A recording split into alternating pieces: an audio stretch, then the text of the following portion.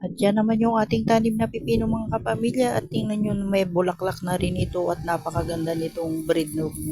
pipino na to mga kapamilya at bawat pagitan ng dahon ay may mga tatlong bulaklak bawat dahon ng ating pipino kaya ito naman napakagandang itanim at hybrid pipino daw ito mga kapamilya at ito binili natin mga 6 na piraso lang ito kaya itinanim natin dito sa ating timba at ito 3 piraso bawat timba yung ating nilagay mga kapamilya at ayan at napakaliit pa niya nakikita na natin yung kanyang mga bulaklak at siguro mamumunga na rin ito at tingnan nyo naman yung kanilang mga bulaklak at ayan bawat puno meron siyang mga pabulaklak kaya ayan at excited na tayo makita tong ating pipino kaya lang baka pag namunga ito kakayanin kaya nung kanyang puno at tingnan nyo naman bawat pagitan ng dahon meron siyang mga pabulaklak at siguradong bunga na yan pagka nagkataon maganda tong ating hybrid pipino at yan naabangan natin itong mga kapamilya at yan naman yung ating mga naitanim dito sa ating timbalang at tig 3 piraso lang yan at syempre waiting tayo para makita natin kung maganda nga ito at sa susunod magbibini tayo nitong pipino na to at mukhang maganda nga itong breed ng ating pipino at tingnan nyo may mga unang dahon pa nung naging seeds itong ating pipino pero ayan at namumulaklak na nga siya at napakaliit pa nga niya kaya ayan yung ating mga pipino abangan natin at yan excited na tayong makita pagka ito namunga kaya ayan at aabangan natin at siguradong magtatabi tayo ng seeds nito at magandang variety itong pipino natin na to kaya ayan yung ating aabangan pagka namunga tong ating pipino hindi ko lang alam kung anong kulay nitong pipino na to o kung anong breed ng pipino itong nabili natin kasi nakalimutan nating itanong nung binili natin to sa pinagbilan natin sa ating kaibigan kaya ayan yung ating pipino at aabangan natin at yan marami-rami na tong mga bulaklak niya at nilagay natin dito sa ating mga may screen at may trellis na nga siya dito para hindi pakialaman ng ating mga alaga at kasi baka mamaya mabali yung pinakasanga niya sayang naman yung bulaklak o kaya tukain ng alaga natin at lalo na napakarami nung kanyang mga palabas pang bulaklak kaya ayan at maganda tong mga pananim na to kaya abangan natin tong ating pipino ayan at tingnan nyo naman yung mga iba palabas pa lang yung mga ibang bulaklak ng ating pipino kaya nakakatuwa naman maliit pa nga lang siya mamumunga na. Update naman dito sa ating kalabasa mga kapamilya at ngayon malalaki na yung ating mga kalabasa at naglalagay na tayo ng kanyang mga trellis at dito sa ating mga trellis paakyatin na natin tong ating mga kalabasa at nako malapit na naman tayong mamitas ng bulaklak ng ating kalabasa syempre ito yung ating kalabasa paakyatin natin dito at may bakod nga dito sa bandang itaas at dyan na lang natin pagagapangin yung ating kalabasa at syempre yan napakaganda naman nitong ating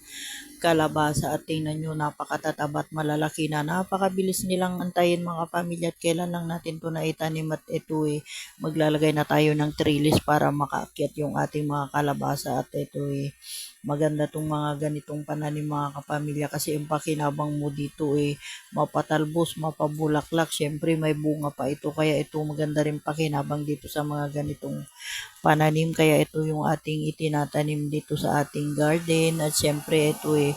isa rin ito sa mabilis na antayin at ito pagka namunga naku nakakatuwa lalo na pagka nakaganyan may pinaka-trellis sila at pagka namunga nandyan sa taas yung kanyang mga bunga. Kaya ayan yung ating mga kalabasa kapamilya at syempre abangan natin pagka ito namunga at ito nga napakaganda nitong antayin at ito naman yung ating aabangan sa susunod na ating pag-update dito sa ating kalabasa at syempre ayan nga paakyat na yung ating mga kalabasa at maraira itong ating naitanim dito at ito naman mga kapamilya maganda rin itong mga ganitong pananim kasi itong mga 'to matagal itong masira basta pagka namunga sila at napagulang mo ng husto. Kahit isang buwan pa diyan naka-stock yung bunga pagka hinarvest mo, hindi yan nasisira. Kaya yan naman ang kagandahan dito sa mga kalabasa, puwede mong i-stock kahit na na-harvest mo na yung kanyang bunga. Kaya maganda talaga pagka may pananim tayo na ganito at hindi agad-agad nasisira, hindi katulad ng mga ibang gulay na pagka hinarvest mo, nalalanta. Pero itong kalabasa, yun naman ang kaibahan niya. Kahit na i-stock mo siya ng matagal, maganda talagang i-stock kahit mga ilang buwan dyan, hindi sila nasisira. Lalo na kung maganda dun sa pinaglagyan mo at hindi naman sila naaarawan o nababasa. Kaya ayan yung kagandahan naman dito sa ating kalabasa. At syempre, ayan at pinapakit na natin yung ating kalabasa. At maganda kasi yung breed ng kalabasa na 'to, makapal yung laman pero konti lang yung seeds. Ito yung kalabasa na binigay sa atin nung kaibigan na at si Ate Ruby. Yan yung binigay niya sa ating seeds at nagdala kasi siya ng mga kalabasa dun sa ating pinupuntahan kaya hiningi natin yung mga ibang seeds nung ipinamigay niya kaya ayan at naitanim na rin natin at syempre maganda tong breed ng ating kalabasa at sa susunod siguro mag-iipon pa tayo kasi ito lang yung nabuhay natin dun sa mga ibang seeds na nakuha natin at ayan naman kailangan makabinhi tayo dito sa mga seeds ng ating itinanim na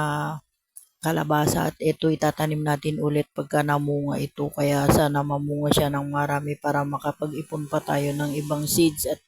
malaking bagay yung hindi na tayo bibili ng ating seeds na itinatanim kaya ayan yung ating ginagawa at pagka nakapag-ipon tayo kailangan maitanim ulit natin para hindi na natin bibilin at yan naiangat na natin yung ating mga kalabasa at yan aabangan na lang natin pagka yung mga kalabasa natin namulaklak at i-update ko kayo pagka namunga na tong ating mga pananim na kalabasa mga kapamilya at yan aakyat na yan dito sa ating trellis at may bakod dyan sa taas niyan. At ayan naman yung ating kalabasa update mga kapamilya. Ayan po at